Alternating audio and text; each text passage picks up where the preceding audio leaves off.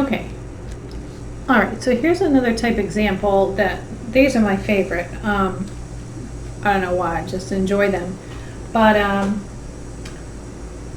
let's do this one. This is a little bit, well, it's a lot different than the box problem, okay? So a hiker finds herself in a forest 2 miles from the nearest point along a straight road. She wants to walk, so some of this is cut off, and it's cut off in the book too. So I'm going to have to supplement here. She wants to walk to her car, which is 10 miles down the road.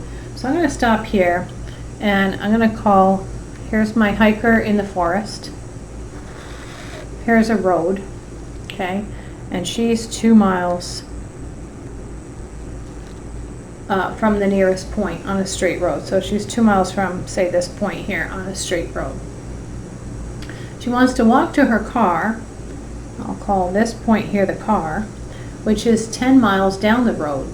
So from here to the car is 10 miles. Okay? She can walk along the road at 4 miles an hour. So walking on the road is 4 miles an hour. But she can only walk 3 miles an hour through the forest. So walking through the forest, and it makes sense, right? If you're going through a forest, you're going to walk slower because there are more obstacles and whatnot. So the question is, toward what point on the road should she walk in order to reach her car in the least amount of time? So what are we trying to do? We're trying to minimize the time it takes her to get to the car. Now, here's the thing with this. She can walk straight down this, straight through the forest here at 3 miles an hour, and then walk 4 miles an hour until she gets to her car.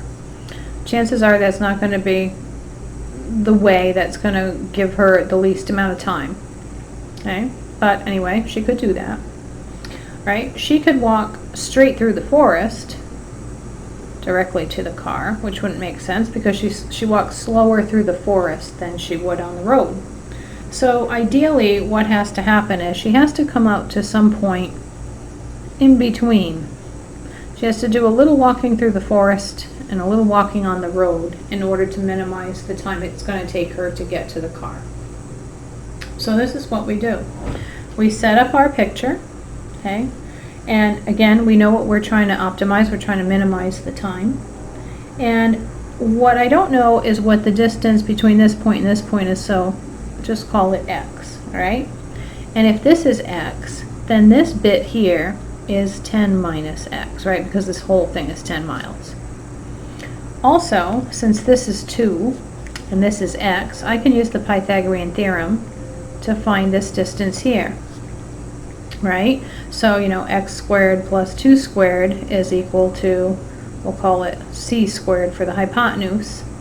So if I take the square root of both sides, this is, you know, x squared plus 4 is equal to c squared. So if I take the square root of c, I get root x squared plus 4, or 4 plus x squared, however you want to write it. So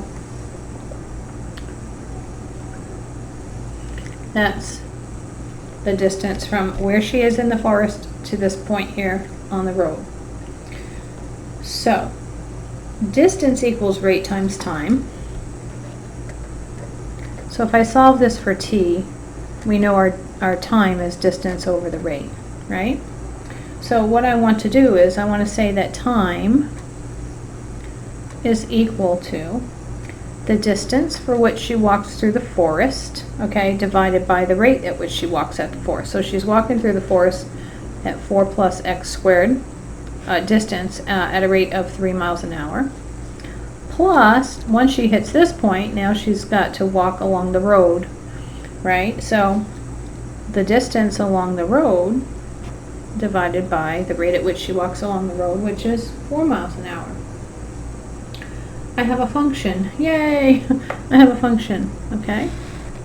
And pretty much these problems, even though, you know, you might be out in a boat in the ocean or whatever, they're all done pretty much the same way. Again, it depends on what they're asking you to optimize. In this case, it's time. So the time problems are generally like this. Now we have to find a domain.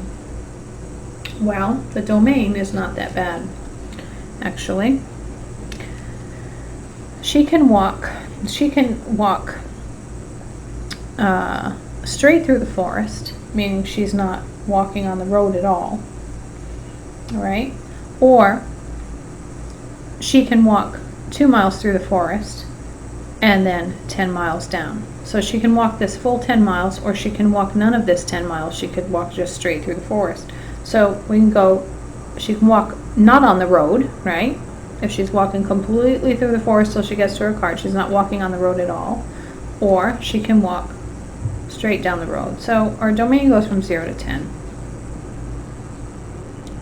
Good. Now we have a function, we have a domain, and now we can do what we know how to do. So let's take the derivative. I'm just going to rewrite this like so, because it would be easier when you're taking the derivative. So that's not the derivative yet. I decided to rewrite. So this is 1/3 times 1/2, 4 plus x squared to the negative 1/2 times 2x. It's a composite, plus 1/4 times negative 1. Okay. So this is going to be, I'm going to cancel this 2 with this 2. So this is going to be x over 3 root 4 plus x squared minus 1/4. That's my derivative, and now I need to set it to 0 and solve. So we've got x over 3 root 4 plus x squared is equal to 1/4. And I guess I could have done that here, but I'm going to cross multiply. So 4x is equal to 3 root 4 plus x squared. So it looks like 4/3 x is equal to the square root of 4 plus x squared. At this point, I can square both sides. So 16/9 x squared is equal to 4 plus x squared. And I'm going to subtract x squared.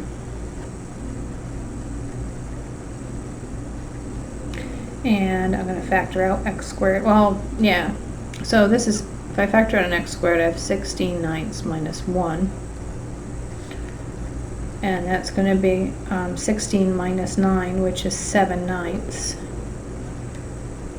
So x squared is equal to 36/7, right? If I multiply both sides by that reciprocal, 4 times 9 is 36 over 7. And now if I take the square root, remember I only need the positive square root, is going to be square root of 36 is 6 over root 7. And if I use the calculator,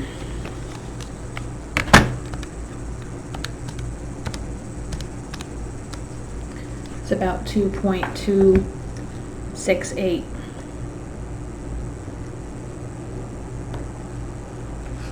Now x is the critical number, right? So at this point, I have to take my two endpoints. So here's my interval again from 0 to 10. And this thing, and plug it back into my original function to see what yields the the minimum time. Well, I'm going to work over here. So remember, t of x is 4 plus x squared over 3 plus 10 minus x over 4. So if I plug in the 0, well, I'm going to have t of x is equal to, if I plug the 0 in here, I'm going to have the square root of 4 is 2 over 3. If I plug the 0 in here, plus 5/2. So that's going to be 4 and 15 is 19/6.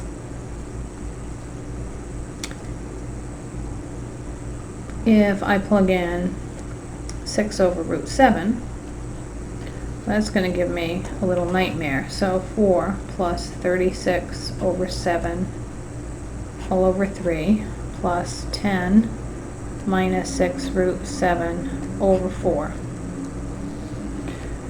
Let's clean this up. This is a 7. So we have we have 28 and 36. So 28 plus 36 is 64. That's nice. Over 3. Plus 10 root 7 minus 6 over 4 root 7. Right? And by the way, square root of 64 is 8. So I could do this.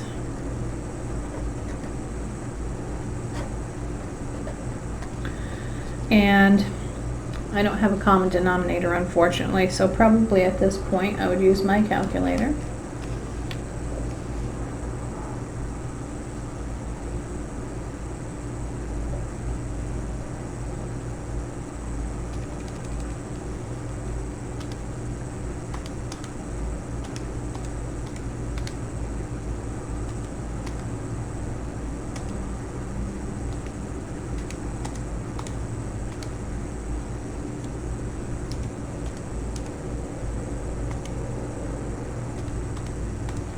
So, you know I'm slow at this, right?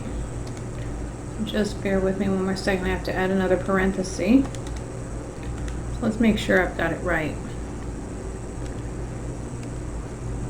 I've got, try and squeeze them both in there. I've got 8 divided by 3 root 7.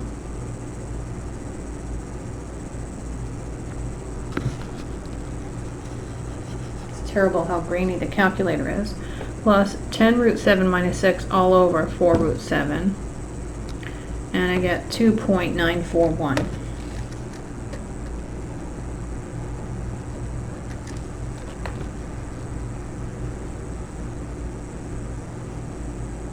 Then, if I plug in the 10, well, that's going to be 4 plus 100 over 3. Plus 10 minus 10 over 4. So I'm going to get a 0 here. I'm going to have 104 over 3.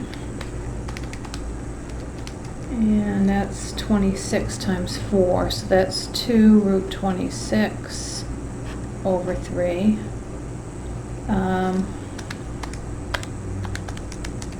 And that's about 3.399. All right, so I have 3.399, I have this value here, and then 19.6 is what, 3.2. So the x value that's going to get her the distance to her car in the least amount of time is that critical number, 6 over root 7. And anyway, that's approximately 2.268. Okay, so this is about 2.268. So this is going to produce her getting to her car in the least amount of time. Now, here's another one that I want you to try. Let me move this. Let me see something before I move that. Yeah, okay. It turns out the smallest t value is the minimum time. Da, da, da, da, da, da, da. So yeah, there it is right there, 2.941, and that's what I had gotten here. So anyway, the x value that's going to allow that to happen. Okay, so you know, if we had to interpret that, so since I'm here, I might as well say it. We should say the hiker should walk toward a point approximately 2.2678 miles down the road to reach her car in the minimum time of about 2.941 hours. Anyway, there's a similar problem here that I want you to try. And it's number 12 on page 282 of your book. Again, it's section 5.4 in the best book. And it's a boating problem. And I'll get you started in that. You know, we've got a boater, and she's 4 miles from the shore. So here's the beach shore. Remember, everything's nice and straight in our world. This is the shore. Here's the boater. There's a motel over here. Okay, and this distance between this point here and the motel is, well, this is 4 and this is 6. Okay, so this distance here is 4 and this distance here is 6. She plans to row to shore and then walk to the motel. So we already know what she's going to do. She's going to row to the shore and then walk to the motel. Now she could row straight down here and then walk to the motel, or she could come out at some other point, and ideally that's what's going to happen. Okay, so what I want you to do is try and do this problem using the same idea and let me know how you did, and I'll make a solution video after you all have tried that one. Alright, that's it for this section with boats and hikers.